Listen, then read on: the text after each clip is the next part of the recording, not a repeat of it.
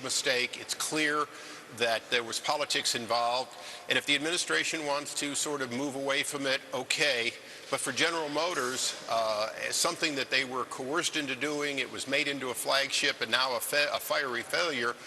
We think it's a good hearing. It's a good chance to talk about when General Motors will be independent to do what's in General Motors' best interest. You know, today Ford is making it very clear that they're not owned by the government, and as a result, they're charting a course to their own prosperity. We need every auto company to have that freedom. And, you know, earlier, Neil, when people were talking about Solyndra and these other points, I might remind people that when this administration came to office, they spent a lot of time talking about people who didn't have skin in the game, who were bargaining and doing credit default swaps and so on.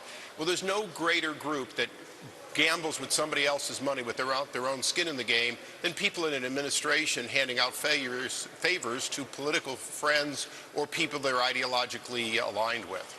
So I guess the gist of this hearing, besides what people knew when they knew it, is to get to some of the problems with these vehicles where the battery would, under certain conditions, just ignite. I know you're trying to find out about that, but about a number of other safety issues you think were swept under the rug. Do you have proof of that? I mean, a lot of the car's enthusiasts, and there are many, they email me every time we profile this vehicle.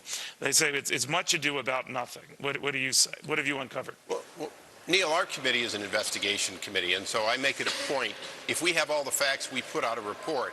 If we're still looking for facts, we ask people to come before the committee, either in front of the camera or behind closed doors for depositions, and we get the facts. Right now, we have some of the facts, and it doesn't look good, but our committee has an obligation to make sure we get it fully and when get it right. When you say it doesn't look good, though, Congressman, by that, and I've heard from others, and maybe you just can't confirm this one way or the other because it's ensuing, that almost from the get-go, government authorities knew, and maybe GM itself acknowledged, that there were these battery issues, that it was unreliable and you couldn't get the same readings out of them, either in the cold, when it affected mileage and wore out very quickly, or under duress conditions when hit, when it could potentially ignite. In other words, a lot of that was kept from not only those who would ultimately buy the car, but from those who were endorsing the car, the taxpayer money to support that technology. We believe that's true. We want to hear it directly from General Motors CEO. We also want to make sure we get the documents we've requested. And of course, we want to work with the Transportation Secretary and his people to make sure we get it right. He's been a straight shooter for this administration. We want to make sure we get that cooperation. But let's remember, here is one of the big points. This may have been a bridge too far, too quick for General Motors, a company who, unlike Toyota and others, had not spent years successfully innovating using lithium-ion batteries. And that may be the biggest point, is if you push a company to make a show car and you push them from Washington, you're almost inviting these problems. And then if, in fact, you ignore the problems, you invite fires and disasters. So I think that's a lot of what we're going to find. But we want to make sure we get it right.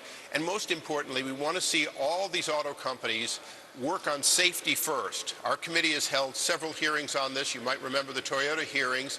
Under a Democratic majority, we made sure that we held up to the CEO accountable to get it right. Toyota jumped up to the plate, made big changes, and we want the same thing from General Motors. Congressman, we'll watch closely. Good seeing you again. Thank you very much. Thank you, Neil. Darrell Issa.